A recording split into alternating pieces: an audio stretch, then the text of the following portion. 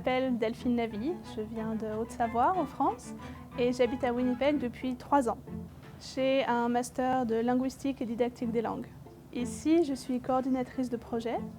Donc, quand on reçoit un projet de traduction, je le coordonne entre les traducteurs, les relecteurs, la mise en page. Je m'appelle Lucie, je viens de Lyon, de France.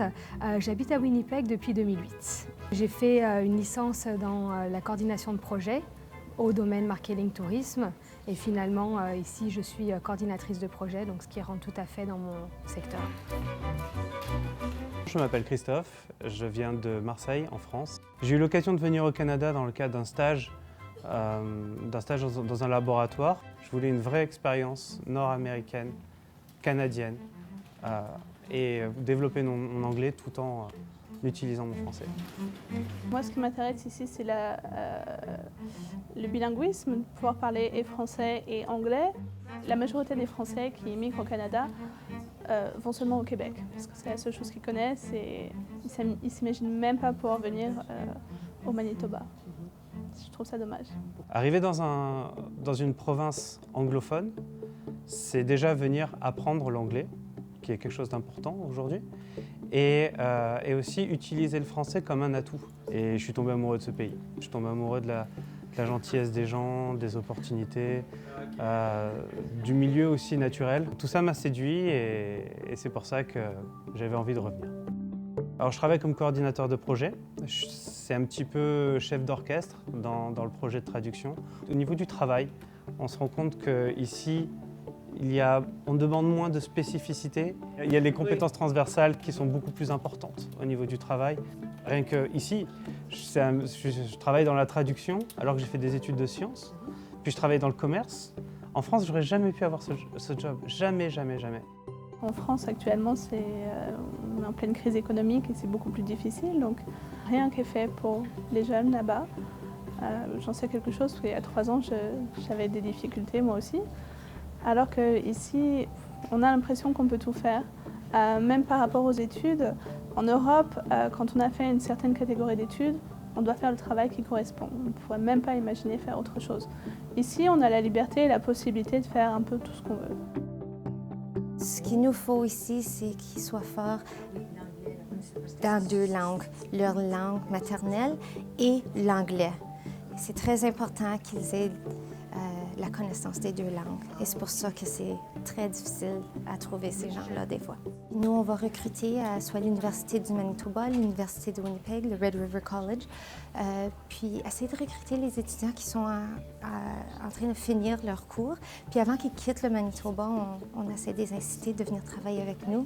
On a beaucoup de support du programme Candidat Manitoba, Immigration, et eux, ils nous aident aussi, ils font des voyages à l'étranger pour recruter justement des travailleurs qualifiés pour venir travailler au Manitoba. Alors, on a un partenariat avec eux qui nous aide aussi. En ce moment, on a 8 employés qui ne sont pas résidents permanents, et puis c'est normal pour nous. On attend, on est patient, mais tandis qu'ils peuvent quand même travailler, ils ont leur permis, on est prêt à travailler avec eux. C'est stressant parce que c'est notre vie, on aimerait savoir si oui ça va être bon, si oui on va rester et on n'a pas forcément de réponse, puis on a un visa qui est bientôt expiré, puis qu'est-ce qu'on fait? Est-ce qu'on achète une maison? Est-ce qu'on continue de louer? Il y a toutes ces questions qui rentrent en jeu.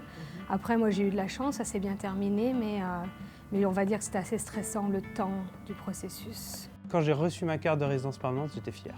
Le programme de résidence permanente n'est pas facile, parce que c'est un dossier qui est très important, qui est très lourd, mais c'est un challenge qui vaut le coup, parce que quand on arrive au Canada, on est vraiment content des opportunités que l'on peut trouver, mais il faut le mériter. On sent qu'on ne prend pas n'importe qui. Les hivers sont pas faciles, mais j'adore les sports d'hiver. Donc c'est un atout pour moi.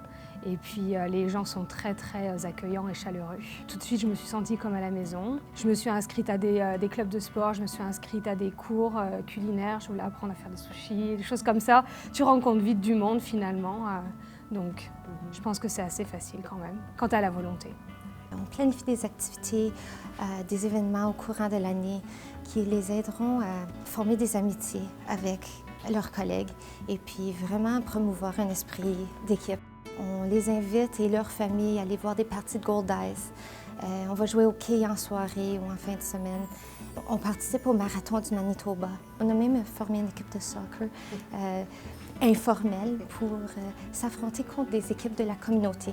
Quand tu sors du bureau, du lieu de travail, et puis tout le monde joue ensemble, s'amuse ensemble, ça crée une autre petite famille ici à Winnipeg. Et puis ça les aide en tout cas à s'adapter un peu plus, puis s'ennuyer un peu moins de leur famille, puis les amis qui sont quittés. La communauté est très présente, il suffit de rencontrer une personne pour en rencontrer 10. C'est incroyable, c'est vraiment incroyable. Il n'y a pas un week-end où il ne se passe pas quelque chose, où on n'a pas des appels d'amis. À Manitoba, je trouve que c'est vraiment bien. On a voyagé un peu partout, puis au niveau des salaires, au niveau du niveau de vie, tu peux quand même facilement avoir une maison et puis un bon niveau de vie. Nous, à notre âge, on est vraiment content d'avoir ce qu'on a ici, puis je pense pas qu'on aurait eu les mêmes opportunités en France. J'espère fonder ma famille, m'installer et puis peut-être aussi grandir au niveau professionnel. On va voir. Je ne sais pas de quoi demain sera fait, mais sur les 5 ans qui viennent, j'aimerais que ce soit un demain canadien.